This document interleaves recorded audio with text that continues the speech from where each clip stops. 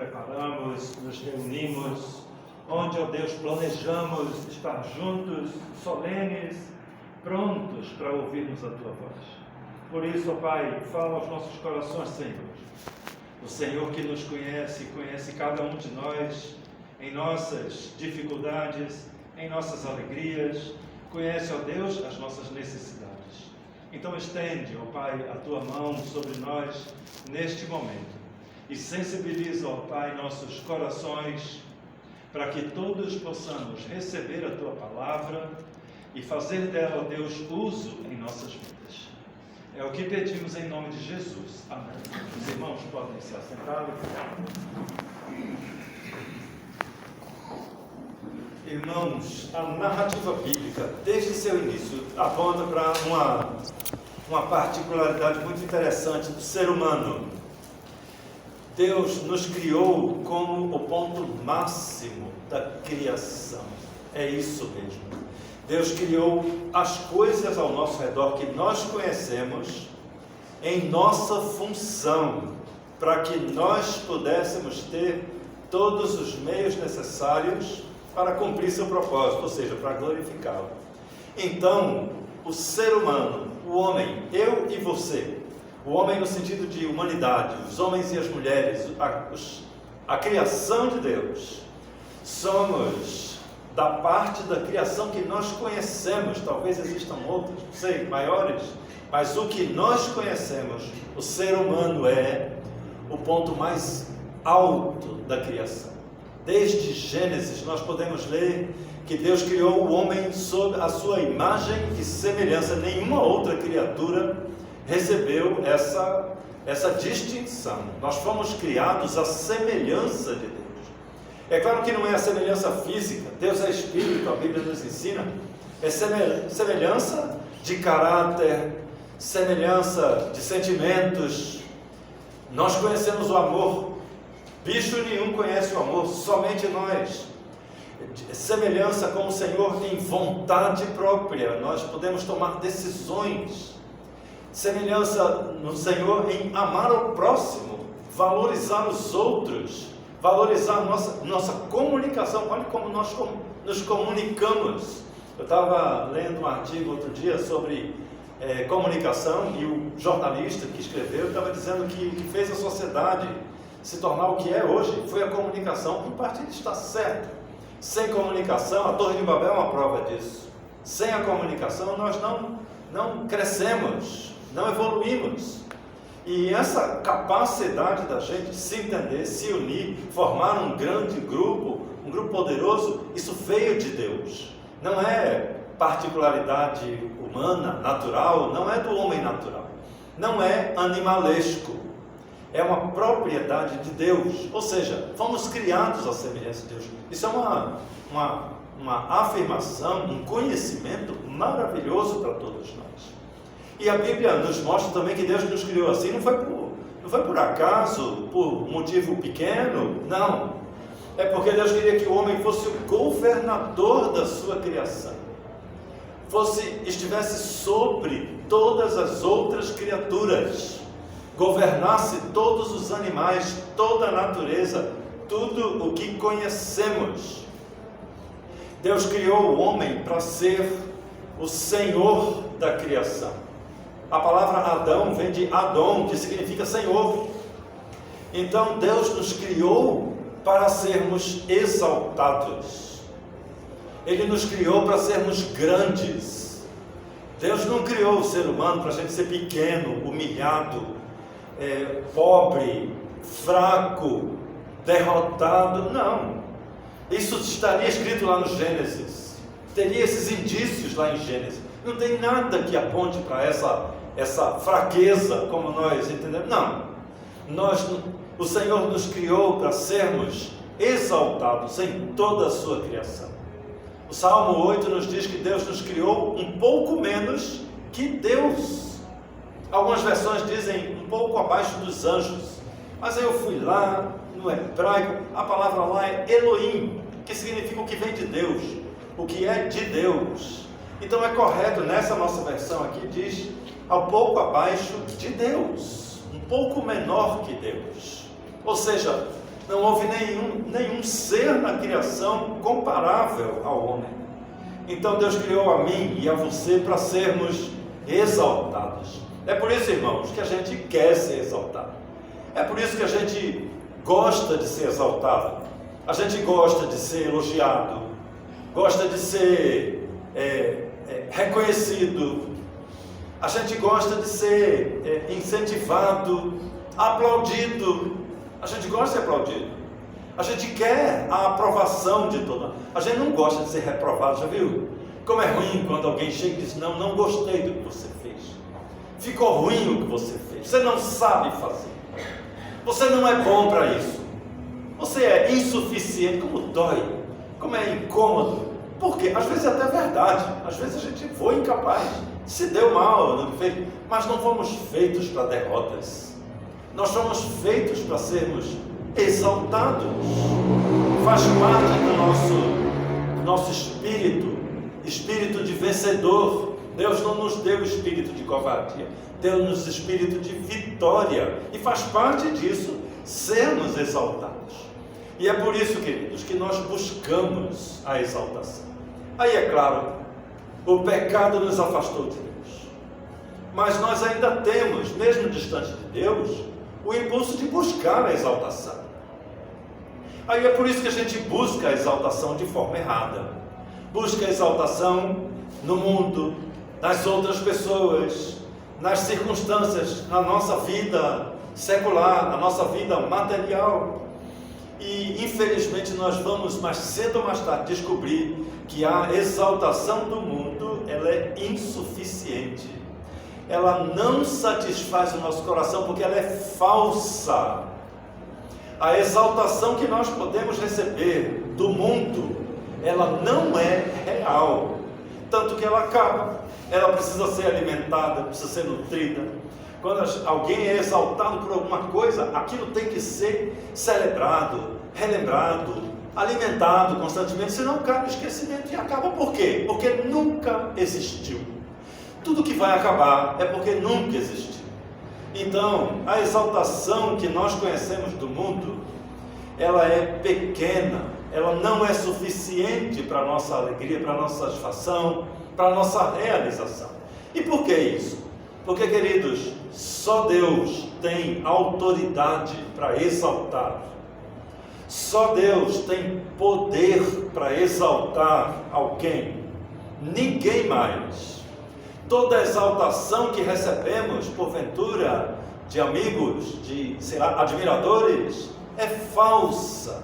Traz uma falsa sensação de alegria que logo se esvai. Porque a exaltação real, ela somente pode vir de Deus. De nenhuma outra fonte, de nenhum outro meio, nem de anjos. Mas somente Deus Pai tem autoridade para exaltar o homem que Ele criou. Jesus foi exaltado, está hoje acima de todo nome, pelo seu Pai. Foi Deus quem exaltou Jesus. Hoje Jesus é o novo Adão. Ele é o governador de tudo o que existe. Porque Deus colocou em suas mãos o poder ilimitado. Jesus, quando ressuscitou, Ele disse: todo o poder me foi dado. Alguém deu a Ele. Só quem era maior do que Ele, quem tinha poder acima dele, quem tinha o poder de decidir por Ele, como Ele disse: eu vim fazer a vontade do meu Pai. Jesus não veio aqui cheio de vontades, planos. Ele se humilhou. Jesus se derramou. Ele reconheceu a derrota humana do pecado. E por causa disso, Ele foi exaltado. E é por isso, é com esse ensinamento de Jesus que o apóstolo Pedro escreve esse texto maravilhoso, especialmente no versículo 6, onde ele diz assim: humilhai-vos, portanto, sob a poderosa mão de Deus, para que Ele no seu tempo vos exalte. Então aqui nós encontramos, queridos, a nossa esperança de voltarmos à nossa natureza exaltada, a nossa natureza de superior da natureza, a nossa natureza de estarmos acima dos anjos, A natureza humana, que é divina, que Deus concedeu elementos divinos para os seus filhos, que o pecado nos fez perder, mas aqui o apóstolo Pedro está dizendo que nós podemos resgatar isso. Deus pode nos devolver a nossa exaltação, que faz parte da nossa vida, do que queremos, do que buscamos. E é claro, não nos interessa mais, conscientes, a exaltação do mundo. Só nos interessa a exaltação real, a exaltação que não vai acabar. A exaltação que vem de Deus, ela é perene. Ela nunca regride. Ela pode até parar, eu acho. Ela pode parar de crescer. Pode ser que a gente tenha um teto de exaltação, não sei. Quando a gente estiver lá com Jesus, a gente vai ver. Mas ela não regride. Aqui embaixo no versículo 10, nós temos as qualidades da exaltação do Senhor. Ela é perfeita. Perfeita significa de tudo. Significa que ela é completa, não falta nada na exaltação que o Senhor tem reservada para os seus servos. Ela é estável, ela não balança, não oscila, ela nunca vai diminuir, que é o que nós precisamos, é o que eu e você precisamos, faz parte da nossa natureza, sermos exaltados, assumirmos a posição de coroa da criação, de criatura excelente que Deus criou, que somos nós. Mas para isso acontecer hoje em nossas vidas, nós precisamos nos sujeitar a duas coisas fundamentais. Primeiro, ao tempo de Deus. A exaltação do Senhor não vem quando a gente quer ela hoje, né? A gente quer ela agora, antes de chegar em casa, a gente já quer experimentar nossa exaltação. Claro que a gente quer. A gente foi feito para isso. A gente precisa ser exaltado. É por isso que o mundo busca tanto isso, né? Mas é claro, não é no nosso tempo, não é na forma como nós imaginamos. Ela é perfeita e maravilhosa, mas não é o que a gente imagina. Nem é quando a gente imagina. O texto nos diz que no seu tempo, o Senhor vai nos exaltar. É no tempo dele, no tempo correto, justo, no tempo certo. É por isso que muitas pessoas procuram Jesus e se decepcionam.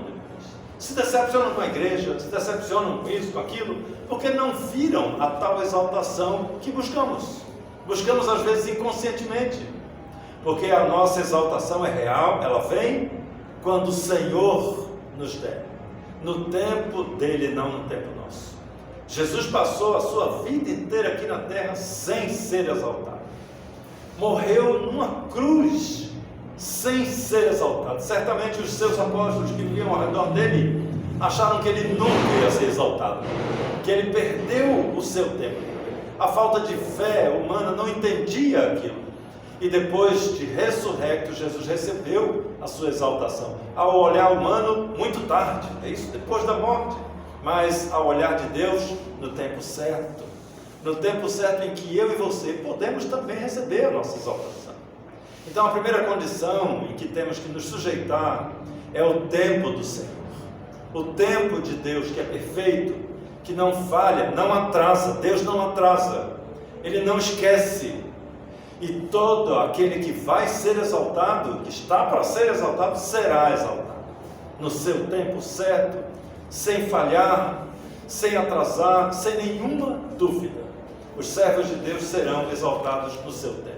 E é claro, a segunda condição que o Senhor espera é que nós não busquemos a nossa exaltação. Como? Nos humilhando, como Jesus fez. Nos humilhando como? Aonde? Diante dos outros? Diante do mundo? Não, nos humilhando debaixo da poderosa mão de Deus, que é a única fonte de exaltação real.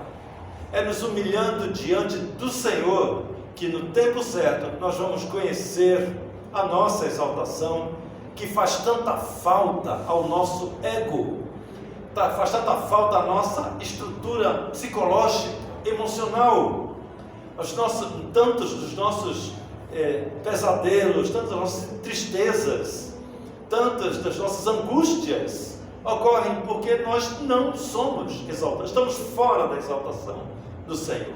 que ainda não a temos. E o caminho para buscarmos a exaltação do Senhor é nos humilharmos diante de Deus, diante dele. Então a pergunta que precisa de resposta é: como que nós nos humilhamos diante da poderosa mão de Deus? O que significa isso na prática? Hoje aqui para a gente, neste século, nesta cidade, o que significa se humilhar perante a mão de Deus? Significa, meu querido, nada mais, nada menos, de uma forma objetiva e simples, se sujeitar à sua obra aqui na terra, que é o vínculo com Jesus aqui na terra, é a obra de Deus. É abrir o coração, a mente e assimilar a obra de Jesus aqui na terra. Isso é que é se humilhar. Quando eu estou na minha luta contra o chamado, com meu coração relutante, sem entender por que o Senhor me chamava, e o pastor que me acompanhava dizia: o que você tem que fazer é se sujeitar à igreja. E eu não entendi aquilo, demorei a entender aquilo. Hoje até nós comentamos sobre isso na nossa classe, estávamos conversando sobre a voz da igreja. Mas se sujeitar à igreja, queridos, é nos humilharmos diante da poderosa mão de Deus. Não existe outra forma, não existe outro lugar, não existem métodos, sistemas. Tem sistema por aí, um monte de sistema religioso.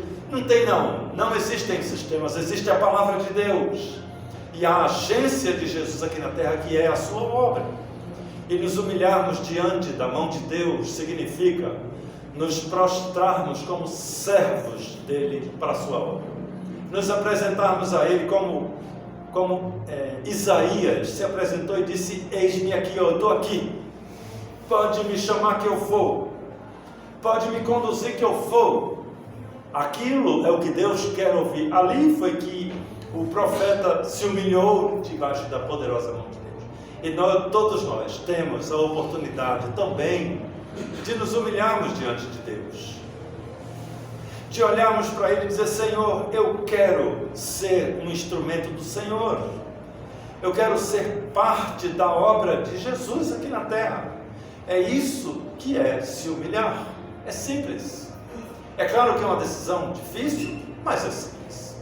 É somente aceitar a obra de Jesus, o Senhor. E como aceitar isso? Em silêncio, com o coração, dizendo assim: Senhor, eu quero isso em minha vida. Eu quero a exaltação que cabe a mim, fomos feitos para isso. Eu quero tomar parte na obra de Jesus. E o Senhor, que ouve a nossa oração silenciosa, vai tomar seu coração, vai tomar sua mente e vai começar a trabalhar a sua vida. Amanhã, terça-feira, domingo que vem, nós já podemos ver tantas diferenças quando nós nos humilhamos diante da mão de Deus. Então, meus queridos, esta decisão que cabe a mim, a você, a cada um de nós só podemos apresentá-la a uma pessoa, ao nosso Senhor. Vamos orar e responder ao Senhor a respeito da nossa humilhação. Vamos ficar de pé, queridos, mais uma vez, e vamos orar. E nesta oração nós estaremos falando com o nosso Deus a respeito da nossa real humilhação. Oremos. Senhor Deus, entendemos, ó Pai, que para alcançarmos a real exaltação que vem do Senhor, precisamos hoje, ó Deus, experimentar a real humilhação. Precisamos, Senhor, conhecer a verdadeira humildade, aquela que Jesus demonstrou lavando os pés dos seus apóstolos. Faz, Senhor, com que todos nós reflitamos a respeito de nós mesmos. Aponta, Senhor, para os nossos corações, para as regiões das nossas vidas, das nossas almas, que ainda não conseguiram se humilhar diante do Senhor. Mostra-nos, ó Deus, em que parte de nossas vidas nós precisamos mudar para sermos semelhantes a Jesus, humildes, mansos, para que possamos ser acolhidos por Tuas mãos paternas e transformados, ó Deus, em servos úteis a Jesus, para que no seu dia, no dia, ó Deus, que nós aguardamos, ansiosos, felizes, nós possamos saber claramente o que vai significar para nós sermos exaltados pelo nosso Deus. Te agradecemos, ó Deus, pela Tua palavra que nos enche de esperança, de ânimo, que nos exorta, ó Deus, a buscarmos melhorar diante do Senhor. E te pedimos, ó Pai, as Tuas bênçãos para essa semana. Não permita, ó Deus, que nossa memória tão falha, que nossas mentes pequenas logo dissipem o Teu ensinamento, mas que a cada dia dessa semana estejamos, ó Deus, lembrados do Teu ensinamento, buscando, Senhor, nos humilhar constantemente diante da Tua poderosa mão. Em primeiro lugar, para sermos, ó Deus, exaltados pelo Senhor, que é somente o que queremos. E também, ó Pai, para que outras pessoas vejam, a partir da nossa humildade, da nossa pequeneza, que nós somos os Teus servos. E muitos possam se interessar, ó Deus, pela salvação que Jesus oferece. Te agradecemos mais uma vez, Senhor, por esse dia. Te agradecemos pela bênção do Senhor de estarmos juntos como igreja. Agradecemos juntos, ó Pai, em coro, com uma só voz, em nome de Jesus. Amém. Amém. Os irmãos podem se assentar e vamos ainda orar silenciosamente, ao som do pós-lúdio, mostrando ao Senhor o quanto